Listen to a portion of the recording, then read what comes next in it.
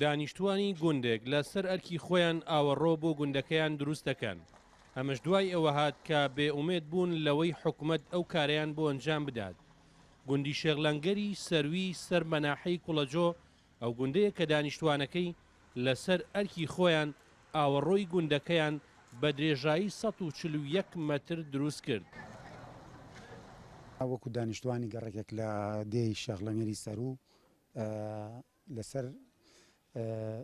لەسەر ئەرکی خۆمان هەڵساین بە پاکۆکردن و چاکردنی ئەم ئاوەڕۆیە بە درێژی نزیکەی 141 مەترە بری تێچووی تقریباً 4,100,000مان کۆ کردێتەوە هەر ماڵی 200,000 دینارمان کۆ کردێت لەسەر ئەرکی خۆمان. لەلایەکی تریشەوە دانیشتوانی کۆڵانێکی گەڕەکی شەیدانی قەزای کەلار بە هەمان شێوە لەسەر ئەرکی خۆیان کۆڵانەکەیان کۆنکریت کرد. ئەو کۆڵانە سەرجەم پرۆژەکانی تری بۆ کرابوو تەنها ئەوە مابوو کۆنکریت بکرێت. هەستاون بە سەبکردنی ئەم کۆڵانە لەسەر حسابی خۆیان بە هەماهەنگی ماڵی وا بووە بە 150 بڕی 150,000 دینار ماڵی وا بۆ بڕی بە 100,000 دینار پاریان خڕ کردو و سەبی ئەم کۆڵانیان کردی ئەم فەرع ڕئیسیە قیرتاو کراوە بەڵام فەرعەکان ماوەن تا ئێستا قیرتاو کرێت قەرار بووە قیر بکرێت بەڵام لەبەر بێبوجەی و ئەمانە نەکراوە و ئێستا خۆیان هەستاون بە سەبکردنی کۆڵانە.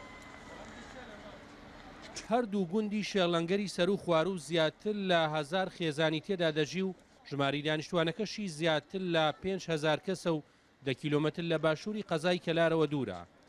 بەپێی یاسای شارەوانیەکانی هەرێمیش هەر ناوچەیەک ژماری دانیشتوانەکەی گەیشتە 3,000 کەس پێویستە فەرمانگەی شارەوانی بۆ بکرێتەوە. لەبەرەوەی ڕێژەی دانیشتوانی ئەو دێ ئەوە هەڵئەگرێ کە بەشێکی خزمەتگوزاری شارەوانیەکانیان بۆ بکرێتەوە لە گوندەکەیان و ئەمە لەگەڵ ڕیسپی پیامان قوڵانشا ئەو تەرحەمان بۆ کردوون ئەوانش ئامادەیان دەربڕیوەکەوە لایەندەی نزیکا بێن ئێمە پشتگیریان بۆ بکەین بۆ مەبەست.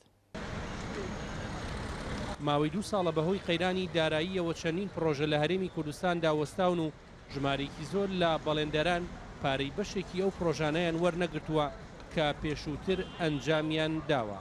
مەریوان حەسەن NRT گەرمیان.